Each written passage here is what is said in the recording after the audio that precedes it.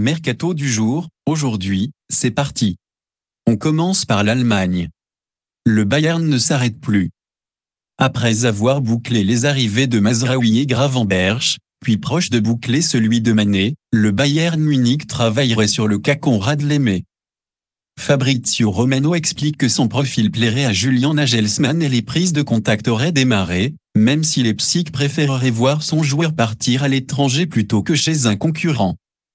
Notre avis, Nagelsmann va peut-être récupérer un autre ancien du RBL. Le PSG ne lâche pas Skriniar. Le PSG n'en a pas fini du dossier Milan Skriniar et Luis Campo ne semble pas décidé à lâcher.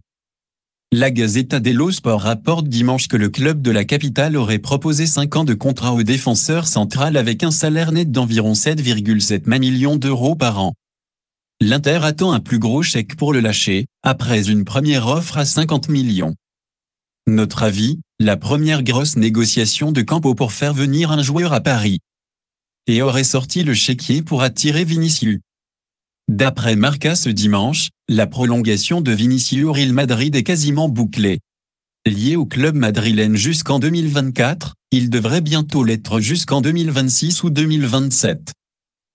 Le média espagnol précise que le PSG était prêt à offrir un énorme salaire au joueur brésilien, 40 millions d'euros par saison, soit 12 fois plus que ce qu'il gagne, et 4 fois plus que ce qu'il devrait toucher, via son nouveau deal.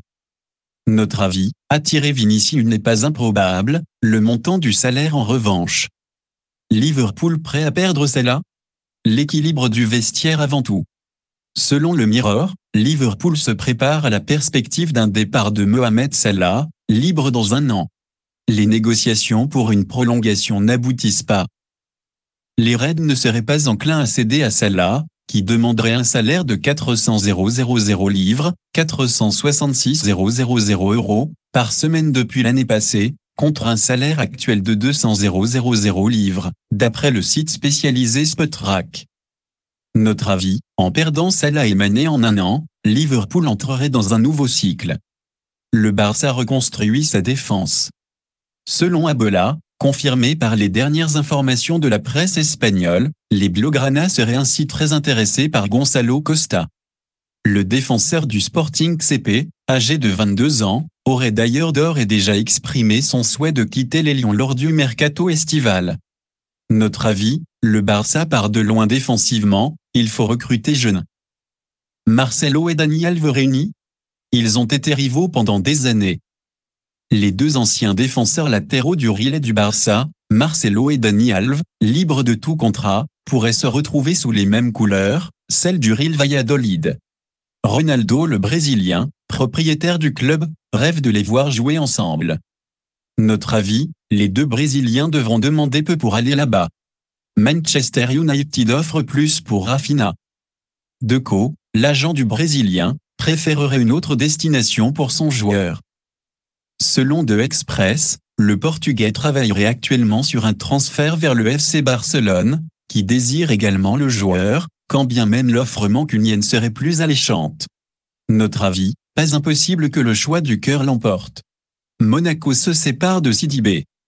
Le club de la Principauté a fait le choix de ne pas renouveler le contrat du défenseur latéral français. Le champion du monde, après 6 saisons passées sur le rocher, est désormais un joueur libre. Notre avis, un joli coup potentiel pour un club de Ligue 1. Sterling à Chelsea, ça chauffe. Plusieurs médias anglais évoquaient déjà la possibilité d'un transfert de Raheem Sterling de Manchester City vers Chelsea. Ce dimanche, le dossier semble s'être accéléré, puisque The Athletic annonce que les différentes parties se sont bien rapprochées.